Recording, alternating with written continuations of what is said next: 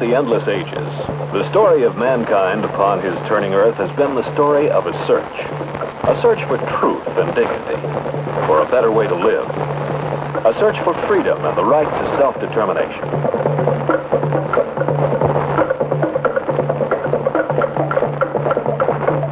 And in his search, as man has moved slowly across the continents, he has brought the light of freedom to countless new frontiers.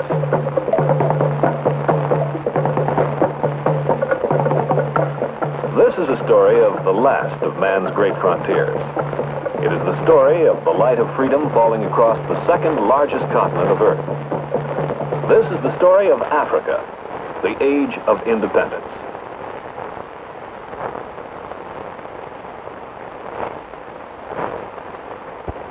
What of this great African continent, which is both old and new? From a long distance, it looks like this. But to really know Africa, you must get a closer look at the people, how they live, and work, and play.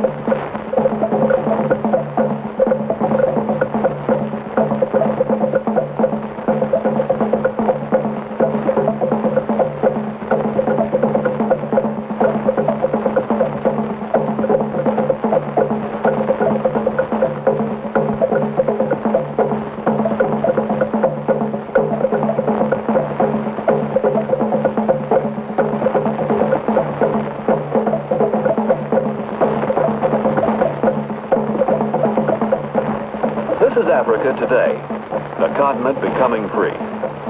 It is a land of contrast, a combination of the old and the new. A picture that changes constantly, showing both the cherished ancient traditions and the newfound modern methods working side by side. This story is about these people and the freedom they have searched for and found.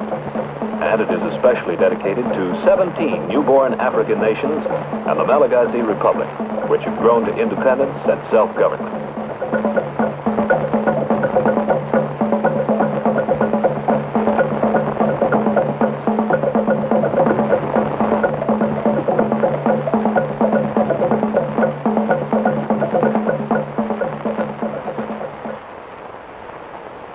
This exciting story of independence was well underway by the second half of the 20th century, when the light of freedom and independence began to dawn rapidly in Africa. Ethiopia had been an independent kingdom since ancient times, with one of the oldest organized governments in the world. In 1952, tiny Eritrea became federated with it. The Sudan became a republic in 1956. Egypt was granted its independence by the British in 1922. And in 1951, Libya became free. In 1956, Tunisia and Morocco achieved statehood. Guinea became independent in 1958. Neighboring Liberia had been an independent republic since its founding in 1847. And in 1957, Ghana achieved independence. Also, the Republic of South Africa attained statehood in 1910. So by 1959, 10 countries had become free to plan their own destinies. And 18 other nations were preparing for their freedom, which was soon to follow. Linking the vast continent was a growing network of communications. In Nigeria, the number of radio sets had increased almost fourfold in the single year, 1958. Television stations were being established. In 1959, tropical Africa alone had 99 indigenous newspapers.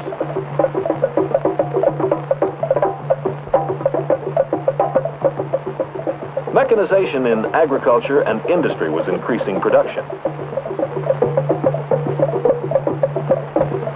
especially of timber, rubber,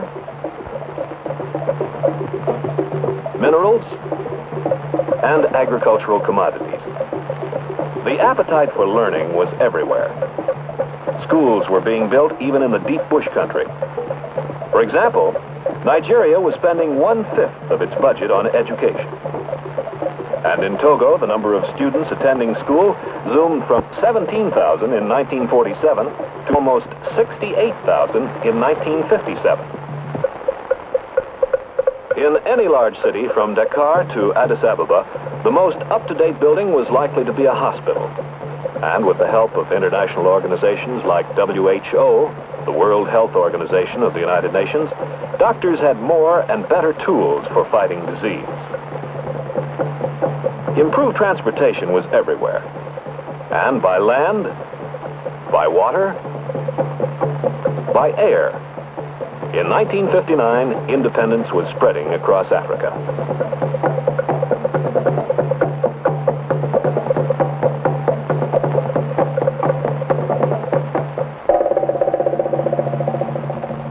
Cameroon, January 1st, 1960.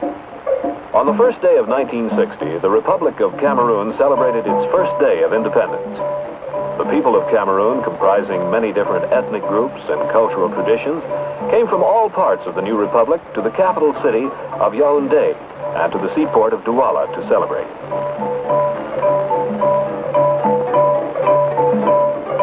Visitors to Cameroon on Independence Day included the late Dag Hammarskjöld, Secretary General of the United Nations, and dignitaries from countries all over the world.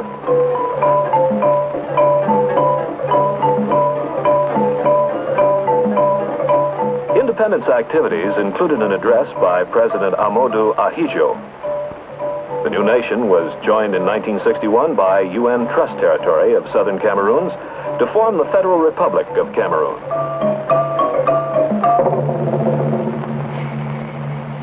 Togo, April 27th, 1960.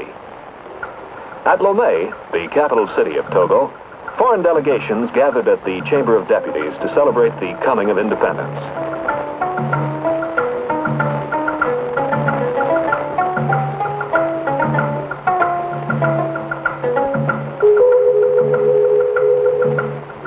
Arriving for the independence celebration was President Sylvanus Olympio.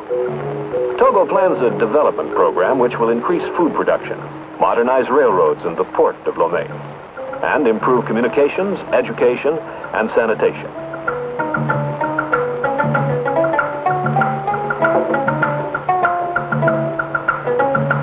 The new Independence Monument at Lomé honors the progressive spirit of the country. Malagasy Republic, June 25th, 1960. The palace of the Prime Minister of the Malagasy Republic in Tananarive, setting for the arrival of the foreign delegates to the Malagasy independence celebrations. The visiting dignitaries were presented to the President of the Republic, Mr. Philbert Tsirina. An important part of the three-day festivities was the Independence Parade. The Malagasy Republic lies off the coast of Africa on the island of Madagascar, fourth largest island in the world. Many of its people are of Malayan and Melanesian extraction. The goal of the new republic is to make the best use of all the country's resources and to ensure the future of the Malagasy people in freedom and prosperity.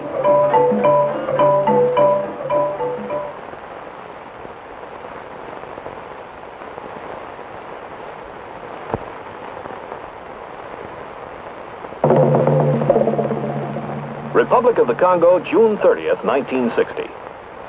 Leopoldville, capital of the Republic of the Congo, largest of the newly independent nations of Africa. Accompanying President Joseph Kasavubu at the time of independence was King Baudouin of Belgium.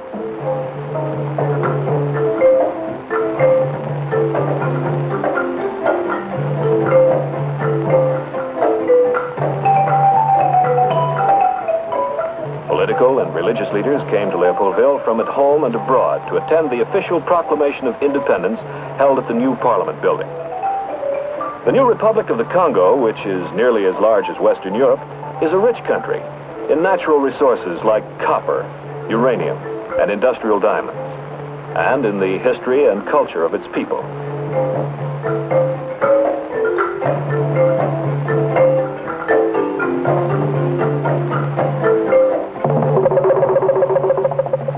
Somali Republic, July 1st, 1960. Mogadiscio, capital of the new Somali Republic. This is the land of the Somali, a tall, handsome people of Muslim faith.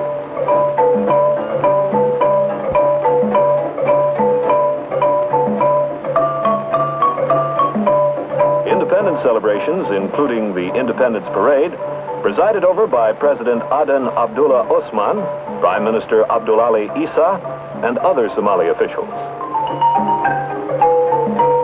Through the efforts of the Somalia Development Commission, Somalia is modernizing.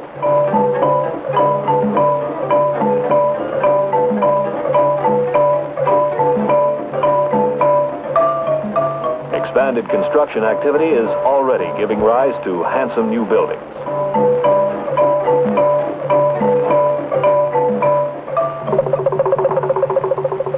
Dahomey, August 1st, 1960. Celebrations of independence in Dahomey, led by President Hubert Maga, included the signing of the transfer treaties at the mosque and a meeting of the Legislative Assembly in the open air at Porto Novo. The people of Dahomey trace their ancestry back to one of West Africa's most ancient societies.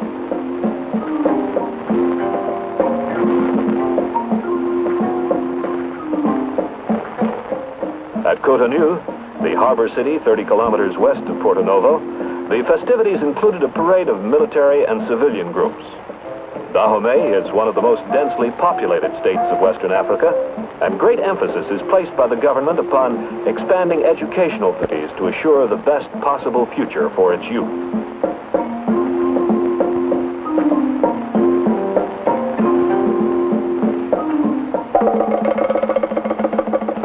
Niger, August 3rd, 1960. Niamey, capital of Niger, and site of the beautiful presidential palace, where the country's independence was officially proclaimed. The president of the new nation, Mr. Hamani Diori, arrived to greet the foreign diplomats who had come to take part in the celebrations. A favorite sport for the people of Niger is racing the outstanding animals they raise. Niger's second most important economic activity after agriculture is stock raising, and the government is looking forward to developing increased export activity in quality meats and leather.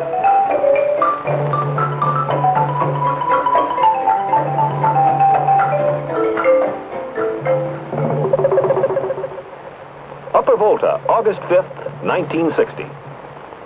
Independence activities for Upper Volta began with the arrival at Ouagadougou, the capital city, of visiting dignitaries, including officials from other countries.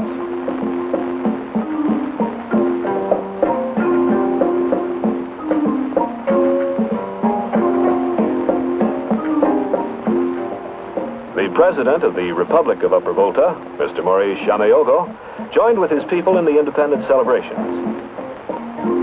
Upper Volta's people include one of Africa's oldest kingdoms, the Mossi.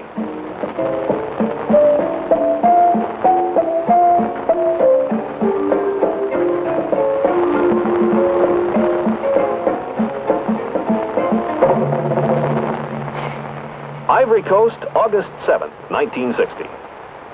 This is Abidjan, capital of the Ivory Coast, where on the occasion of independence, the president of the new republic, Mr. Félix Houphouët-Boigny, was host to foreign dignitaries.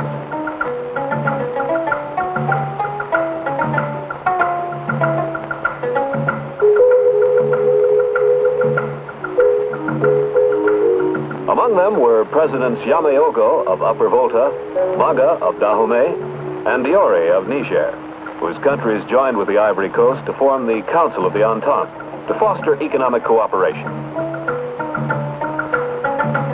At the Palace of the Assembly, the signing of the independence documents and the official proclamation were held, and the Ivory Coast, for the first time, raises its flag as a free nation.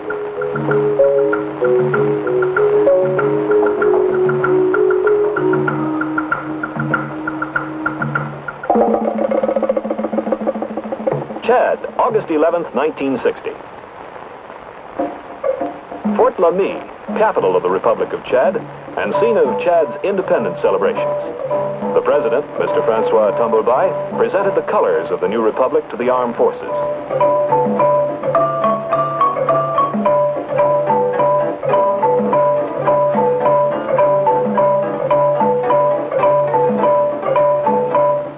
The parade included representatives from all parts of the nation. The gathering of Chad's peoples presented a colorful pageant of races and cultures from the desert areas of the north and from the forests of the south.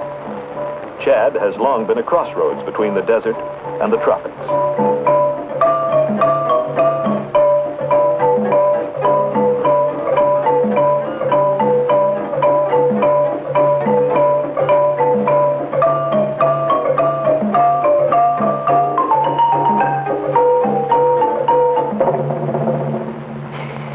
Central African Republic, August 13th, 1960.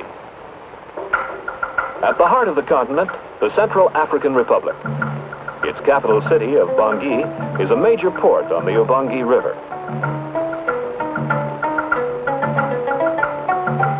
The new nation gained its independence under the leadership of President David Dacko.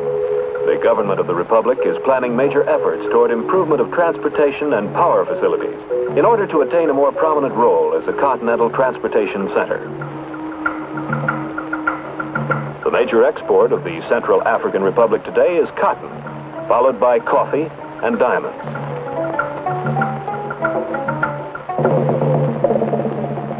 Republic of Congo, August 15th, 1960.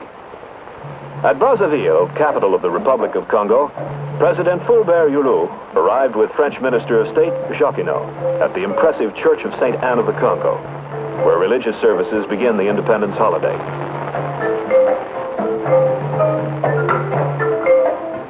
In the last decade, Brazzaville has grown rapidly. It is a city of modern conveniences and several large buildings. But at the time of independence, it was also the scene of dancing in the traditional costumes of the nation, and of colorful athletic exhibitions celebrating the Republic of Congo's newfound statehood. Gabon, August 17th, 1960. In Gabon, a country with nearly 40 different peoples, another free nation was born.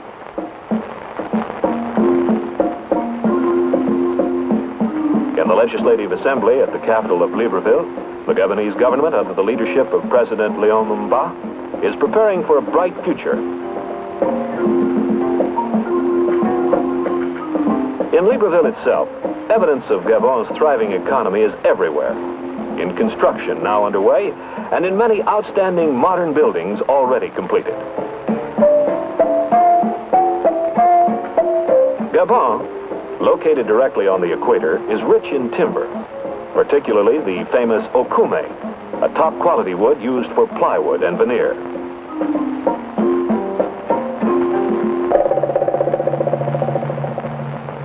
Senegal, August 20th, 1960. Dakar, capital of the Republic of Senegal, is the westernmost city of Africa. It has been called the crossroads of 4 continents: Africa, Europe, and the Americas. A city of modern skyscrapers and broad boulevards.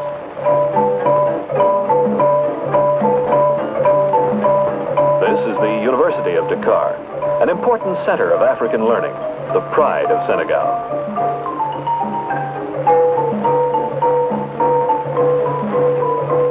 Although the economic prosperity of Senegal is based on agriculture, with peanuts the main cash crop, processing and mining industries are rapidly developing.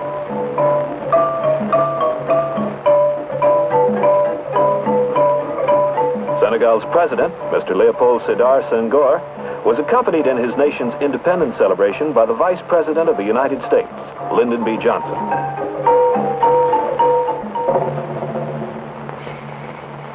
Mali, September 22nd, 1960.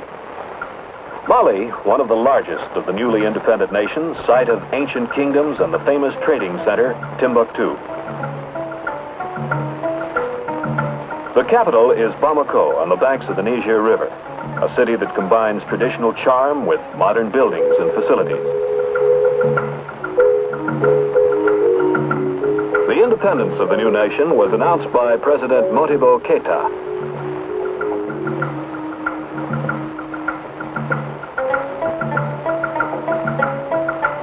The government of Mali is working to improve the nation's transportation, communications, and industry.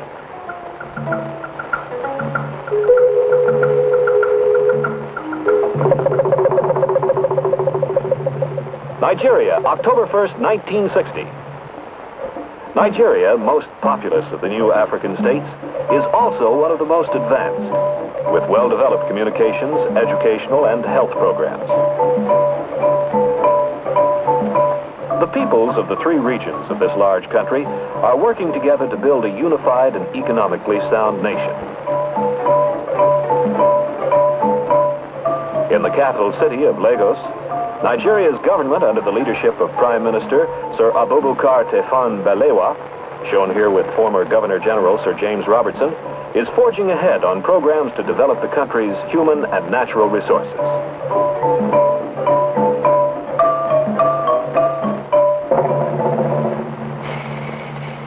Mauritania, November 28, 1960.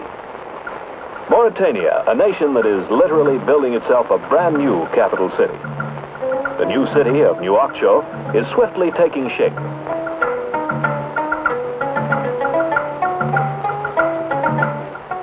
Here in Oniwokuwo, the official independence documents were signed by Mauritania's Prime Minister, Mokhtar Ould Daddah, and Mr. Michel Debré, the French Prime Minister. With the completion of their new capital, plus development of sizable deposits of iron, copper, and possibly oil, the people of Mauritania anticipate a good life in their newfound freedom.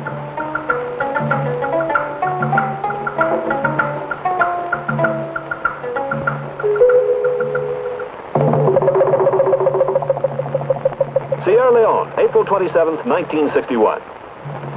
Sierra Leone, newest of the 18 newly independent nations, with its capital at Freetown.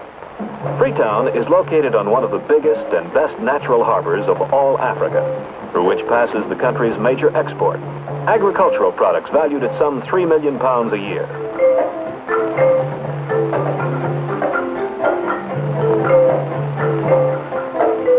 The independence activities included the arrival of visiting statesmen, who were met by Sir Milton Margai, Prime Minister of Sierra Leone, with members of his government.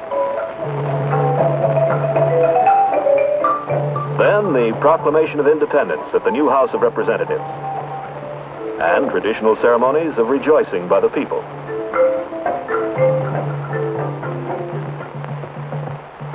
And so by 1961, with 18 nations newly independent, more than half the continent and the island of Madagascar had come to govern their own destinies. Now, individuals in every new nation turned their attention to nourishing their newfound rights, a responsibility that comes to all with freedom. And there were certain things that had to be achieved: political stability, economic well-being, effective health and educational programs, a good standard of living. Knowing the importance of these things, and as part of their program to safeguard what they had achieved, the new nations cast their lot with the Organization of United Nations. New banners joined the circle of flags in silent recognition of the fact that the council chamber is the place and the way to consider problems and settle differences.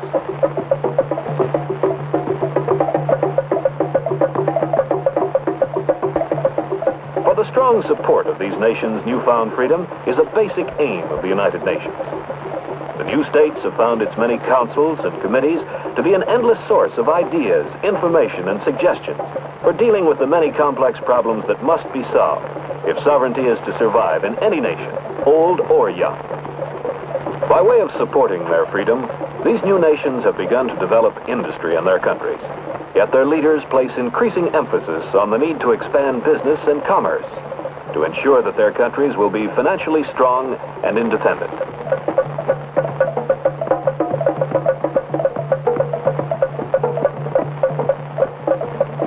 More and more schools and colleges are being built. Yet the leaders of the new states know that this is but a start and continue to give education an important part of their planning.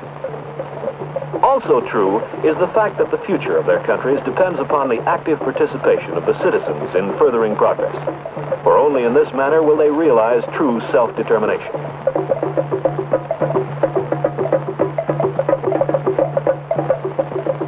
They recognize that the great battle against disease must continue, that there must be more food, more homes, better standards for all. Proud as they are of their heritage and their progress to date, they have determined that the new republics shall be able to face the world with ever-increasing pride and confidence. It has been truly said that often it is more difficult to keep independence than to gain it. It is just as surely true that the responsibility for sustaining freedom rests with the individual. And so long as each free man concerns himself with protecting his nation's freedom, that freedom will not die.